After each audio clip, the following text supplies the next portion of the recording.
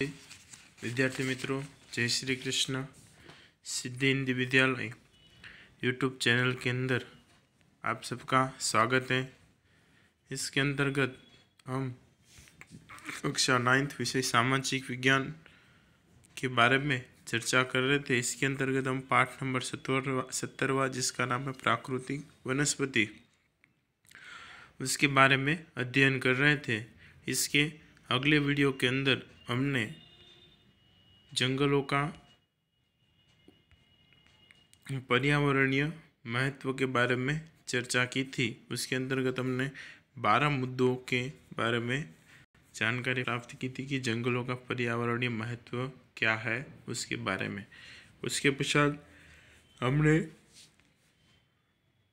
जंगल संरक्षण के बारे में भी जानकारी प्राप्त की थी कि कब से हमारे देश के अंदर राष्ट्रीय नीति के अनुसार जंगल का संवर्धन करने की नीति अमल में लाई गई। तो 1952 के अंतर्गत, और जिसमें 33% भौगोलिक विस्तार वनाच्छादित होना चाहिए, जिसमें से भारत में 23% क्षेत्र में ही जंगल है।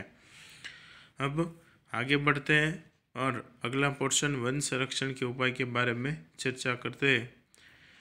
जंगलों के संरक्षण और संवर्धन के उद्देश्य भारत सरकार ने 1952 में राष्ट्रीय वन नीति अमल में लाई। जंगलों के संरक्षण और संवर्धन के लिए 1952 में 1992 में राष्ट्रीय वन नीति अमल किया और 1980 में संसद में वन संरक्षण अधिनियम पारित किया गया। 1952 में अमल में लाया गया और 1980 के अंदर उसको संसद के दोनों सदनों के अंदर पारित किया गया और 1988 में उसका निर्णय आके उनको नई राष्ट्रीय वन नीति घोषित की गई। इसके अंतर्गत जंगलों के संरक्षण के लिए निम्नलिखित उपाय अमल में लाने चाहिए और 1988 से भारत में राष्ट्रीय वन नीति की घोषणा होने के पश्चात आज देखते हो तो जंगल में फॉरेस्ट अधिकारियों की नियुक्ति की जाती है, सुरक्षा कर्मियों की भी नियुक्ति की जाती है जो जंगलों की सुरक्षा करते हैं। जंगलों के अंदर बिना किसी की परमिशन के अंदर प्रवेश करना भी गैर कानूनी माना जाता है। ठीक है, जंगलों के पेड़ पौधों को काटना भी गैर कानूनी है, उसके लिए भी सख्त कानून बनाए गए। उसके अलावा प्राणियों को या वहाँ पर रहने वाले जीवों को भी किसी भी प्रकार का कष्ट देना भी एक सार्वजनिक गुनाह दर्शाया गया है। इसके द्वारा जंगलों को संरक्षण के लिए देश में विविध नियमों को पारित किया गया है, जिसमें से कुछ नीचे प्रकार है। लोगों को यह समझना कि जंगल हमारे राष्ट्रीय संसाधन है, उनका संरक्षण करना हमारा कर्तव्य है। लोगों को यह समझना चाहिए कि जंगल हमारे राष्ट्रीय संसाधन है और इनका संरक्षण करना हमारा कर्तव्य है। दूसरा, वृक्षों को काटने से रोके। गैर कानूनी तौर पर वृक्ष काटने वालों को कठोर सजा दी जाए।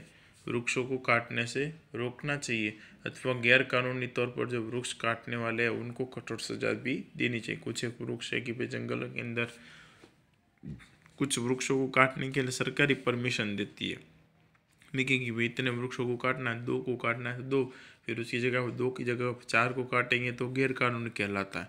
तो ऐसा गैर कानूनी तौर पर है, ठीक है, सरकार की परमिशन के बिना जंगलों के अंदर से वृक्ष काटने वालों को कठोर सजा देनी चाहिए। वन महोत्सव तथा सार्वजनिक वनीकरण कार्यक्रमों में जन भागीदारी बढ़ाइए। ठीक है, वन महोत्सव तथा सार्वजनिक वनीकरण कार्यक्रमों के अंदर लोगों की भागीदारी बढ़ानी चाहिए। प्रति जमीन, नदी, रेलवे, सड़कों के दोनों और वृक्ष लगाएं और संवर्धन करें। प्रति जमीन यानी कि जो कोई जमीन उपयोग में नहीं है कृषि के लिए, तो वहाँ पर भी जमीन के ऊपर वहाँ पर भी उस जमीन में पौधे या वृक्ष लगा सकते हो ताकि वो जमीन के अंदर वृक्ष बने, कोई काम की तो है नहीं। उसके अलावा नदी, रेलवे, सड़कों के दोनों ओर वृक्ष लगाना चाहिए। रेलवे की और सड़कों की दोनों ओर आप लोग देखते ही हो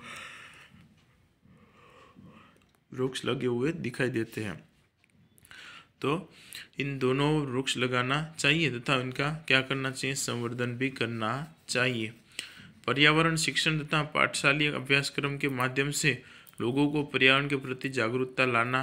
पर्यावरण संबंधी दिवस मनाएं। ठीक है, शिक्षण पर्यावरणीय शिक्षण तथा पाठशाला अभ्यासक्रम के माध्यम से लोगों को पर्यावरण के प्रति जागरूकता लाना। ये अभी जो तुम्हारा 70वां पाठ है वो भी किस लिए, इसीलिए है कि आप लोग पर्यावरण की जानकारी प्राप्त कर सकें और भारत का या विश्व का आने वाला जो भविष्य है, जो तुम लोग हो आने वाला भविष्य हो, इसके बारे में समझे, जाने और इनका संवर्धन करे और इनके प्रति, वृक्षों के प्रति उनके अंदर जागरूकता लाए। पर्यावरण संबंधित दिवस भी मनाया जाए, इसलिए पर्यावरण दिन भी हम लोग मनाते हैं 5 जून को। तो उसके द्वारा लोगों के अंदर पर्यावरण के प्रति जागरूकता लाने का मुख्य उद्देश्य है। इतना अवश्य जानिए, पर्यावरण विषय दिवस 21 मार्च विश्व वन दिवस, ठीक है, 22 अप्रैल विश्व पृथ्वी दिवस, 5 जून विश्व पर्यावरण दिवस, जुलाई मास वन महोत्सव और 16 सितंबर विश्व ओजोन दिवस के रूप में मनाया जाता है। 21 मार्च को विश्व वन दिवस के रूप में मनाया जाता है, 22 अप्रैल को विश्व पृथ्वी दिवस के रूप में और 5 जून को विश्व पर्यावरण दिन के रूप में मनाया जाता है और जुलाई मास को वन महोत्सव मास घोषित किया गया है। जंगल में आग न लगे इसका ध्यान रखें। जंगल के अंदर आग ना लगे इसका भी ध्यान रखना चाहिए। कुछ लोग गाँव के अंदर या कुछ एक विस्तारों के अंदर लोग जंगलों के अंदर पशुओं को चराने के लिए जाते हैं, फिर वहाँ पर तिल्लियाँ या फिर सलगती हुई लकड़ियाँ छोड़कर निकल लेते हैं। फिर वो लकड़ियाँ क्या करती है, जलना शुरू होती है और अपने आसपास के पेड़ों के साथ पूरे जंगल को भी नष्ट कर सकती है। इसलिए जंगल को आग ना लगे इस प्रकार का भी हमें ध्यान रखना चाहिए। ऊर्जा प्राप्ति के उपयोग की जाने वाली लकड़ी के बदले सौर ऊर्जा, बायो ऊर्जा, पवन ऊर्जा प्राप्ति के उपयोग की जाने वाली लकड़ी के बदले सौर ऊर्जा, बायो ऊर्जा, पवन ऊर्जा जैसे ऊर्जा के पुनः प्राप्य स्रोतों का उपयोग बढ़ाएं और ऊर्जा प्राप्ति के लिए की जाने वाली लकड़ियों का इस्तेमाल की जगह पर सौर ऊर्जा, बायो ऊर्जा, पवन ऊर्जा जैसी पुनः प्राप्य स्रोतों का उपयोग बढ़ाना चाहिए। प्रचार और प्रसार माध्यमों द्वारा लोगों को जंगलों का महत्व समझाइए, इस बारे में लोक जागृति उत्पन्न करें। प्रचार और प्रसार माध्यमों द्वारा लोगों को जंगलों का महत्व समझाइए और इस बारे में लोक जागृति भी उत्पन्न करनी चाहिए। इतना अवश्य जानिए, वैश्विक लोक जागृति लाने के उद्देश्य 2011 के वर्ष को विश्व वन वर्ष घोषित किया गया था। वैश्विक लोक जागृति लाने के लिए 2011 के वर्ष को विश्व वन वर्ष घोषित किया गया था। सामाजिक वनीकरण यानी पर्यावरण, समाज और ग्रामीण विकास में सहायभूत होने के उद्देश्य से जंगलों का व्यवस्थापन, संरक्षण करना तथा बढ़ती जमीन पर वृक्षारोपण करना चाहिए। देहरादून स्थित वन संशोधन संस्था है जो वन संशोधन का कार्य करती है।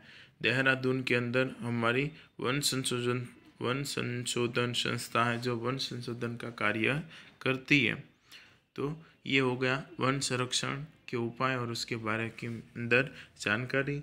यहाँ पर आपका 16वां पाठ प्राकृतिक वनस्पतियाँ समाप्त होता है और आशा रखता हूँ कि इस पाठ के अंदर जितने भी मुद्दों के बारे में, जंगलों के प्रकारों के बारे में, जंगलों के महत्व के बारे में, जंगलों की उपयोगिता, जंगलों के संरक्षण और वन संरक्षण के उपायों के बारे में जो भी जानकारी दी है उसमें सबको समझ में आया होगा, इसी आशा के साथ। और इस वन संरक्षण के प्रश्नों को भी याद रखना, एग्जाम के अंदर 3 मार्क्स के अंदर पूछा जाता है, ठीक है। वीडियो के अंदर कहीं पर भी समझ में ना आया हो तो बेझिझक पूछ सकते हो। वीडियो को सुनने के लिए धन्यवाद।